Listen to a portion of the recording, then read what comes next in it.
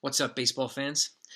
So I know free agency is coming. The playoffs are almost over, and we're getting to it.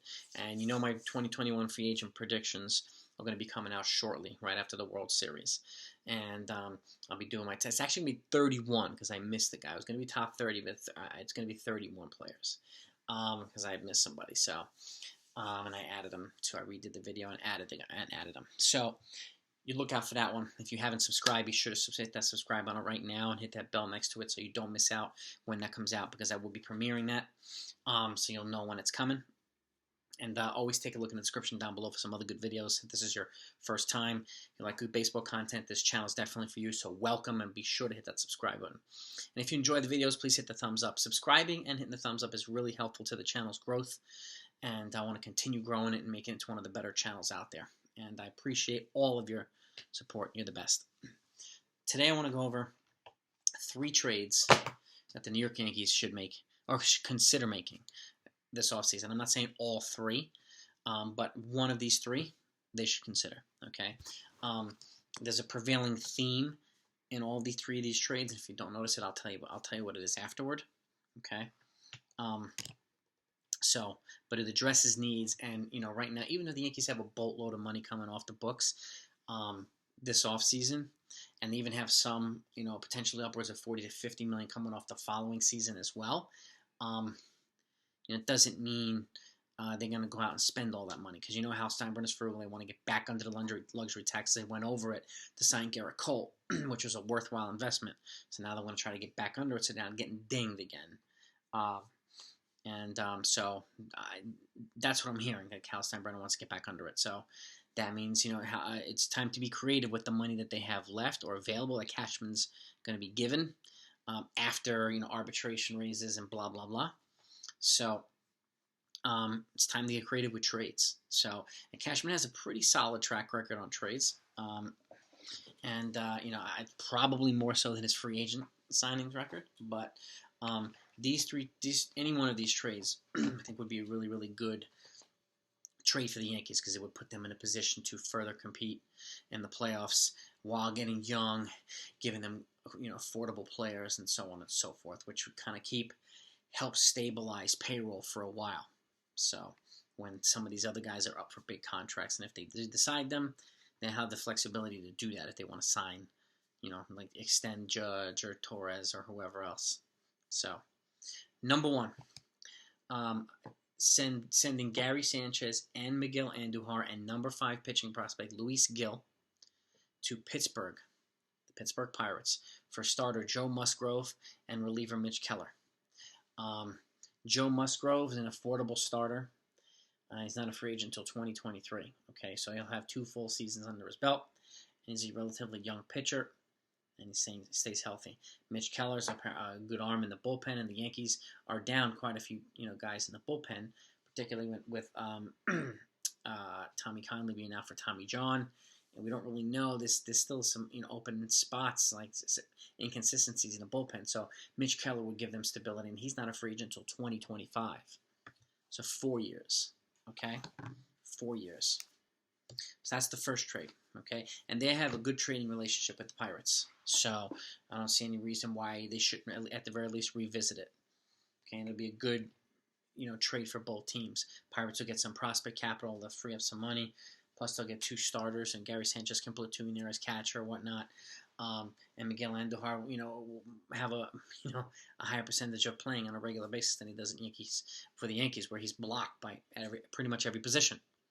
Okay, that's number 1. Number 2. Okay, remember, if I repeat it, guys, because they're separate trades, but sending Estevan Florial, who's their number 4 prospect and outfielder.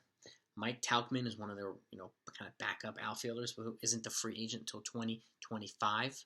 Okay, and Yoendis Jimenez, who's a right-handed pitching prospect, to the Kansas City Royals for Tyler Zuber. Okay, who's a reliever, but he's in a free agent until 2025, and Foster Griffin. Okay. Who's a left-handed starting pitcher. Now, he's recovering from Tommy John, but he's also not a free agent until 2026, so he's got 5 years of control, which gives him time to recover and kind of come back on a gradual basis. A young think he's about 25 years old, and Zuber, I think, is 25 or 26.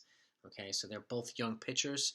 Again, both cost controlled, not a free agent until 2025, 2026, and gives them a starter and a reliever like the Pittsburgh trade does. Okay.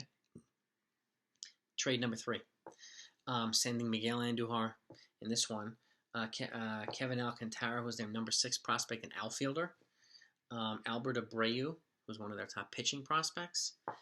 Miguel Yajori, who's their number 9 prospect, a right-handed pitcher, to the Milwaukee Brewers, not for Josh Hader, okay, even though he's the sexy name, but for Devin Williams, who's a right-handed pitcher, okay, in the bullpen, not a free agent until 2026, and Corbin Burns, okay, who's a right-handed starting pitcher, not a free agent until 2025, okay. So in each one of these trades, I don't hear any sexy names coming back. That's okay. They don't need sexy names everywhere, okay?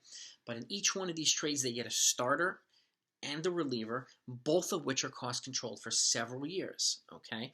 Not every pitcher has to be an ace, but the fact is, and it's one of the problems like the Twins have, and I mentioned this, is the Yankees have a clear-cut number 1, a bulldog in Garrett Cole, but then there's no 1A or like legitimate number 2. We don't know what Severino's going to be when he comes back from Tommy John. I personally don't think he's going to be at full strength until 2022, okay?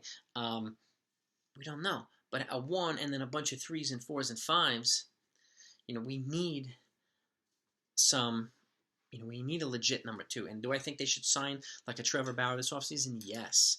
Yes. And, if you can do a free agent signing of a high quality, if you can bring him in because he doesn't want to work on long-term deals, which is perfect, and then maybe make a trade, and acquire another starter to plug into the rotation and a reliever to plug into the bullpen, then, they've addressed the needs. They don't have to do every deal, every transaction via free agency, okay? But this is, like I said, this is an opportunity to get cost control pitching on the relieving side and the starting side in a trade, give up some prospect capital and some player capital. Okay, Tauchman is, and again, they would be getting, either players with major league experience already who have performed, and or prospects, okay, that they can plug in later on, that are still developing, but they can plug in later on. Milwaukee, Kansas City, and Pittsburgh, I don't really see them competing, any of those teams. So this is an opportunity for them to stock their farm system a little bit and plug in some major league talent at the same time, which are also both cost controllable on their end. Okay, these are not high payroll teams, okay, but Milwaukee has Christian Yelich, and they've got Hader and stuff like that. And do I think he should be moved, Hader? Yes, but this to me is a better trade than just trading for Hader. We can get a starter and a reliever for probably less cost than it would cost just to get Hader himself. I think it's something that should seriously be considered. And again, Kansas City, there's talent there. They have Soler, they've got Merrifield and some other Duffy, and they've got their mainstays, but at the same time, they're also, I don't see them competing, which gives them an opportunity to offload some people, maybe restock the farm. The same goes with Pittsburgh, and they were competing a couple years ago. I just don't see it happening now. I can even see them, shipping off Josh Bell and some of the other players as well to kind of restock the farm. Okay, but here it is. Okay, let me know what you think of this video. These are 3 trades I think the Cashman and the Yankees should consider. Like I said, making 1 out of 3 or whatever, or even if you can even make 2 out of 3 because there's 2 trades here where they want to be giving up the same guys. So, and again, will it gut the farm system? Not really. Will it hurt a little bit? Yeah, but at the same time, they're not giving up Davy Garcia, which they probably would for Hader. Have to give him up for Hader, right, or somebody like that. There's no way you're going to get a top-flight starting pitcher without giving up Garcia and a bunch of others. It's just not going to happen. It's not realistic. So, again, here are 3 solid trades that could be under the radar, that could be beneficial for both teams. And then, again, that won't beat up the Yankees' payroll. So, let me know what you think. If you have trade proposals of your own, put them down below. I try to keep them reasonable at the same time. Yes, I'm a Yankee fan, but I don't want to be overly biased towards the Yankees saying they should give up this one guy and get 12 in return. It's not realistic. Okay? The Yankees are the ones that usually, teams try to fleece the Yankees, and Cashman's been pretty good at not getting fleeced. So, but this isn't. I think these are 3 win-win trades for either side. So, Let me know what you think. Hit the thumbs up. Hit that subscribe button before you leave. It's greatly appreciated. Be safe and look out for those videos. Make sure you subscribe and hit that bell next to it if you don't want to miss them. I'll talk to you then.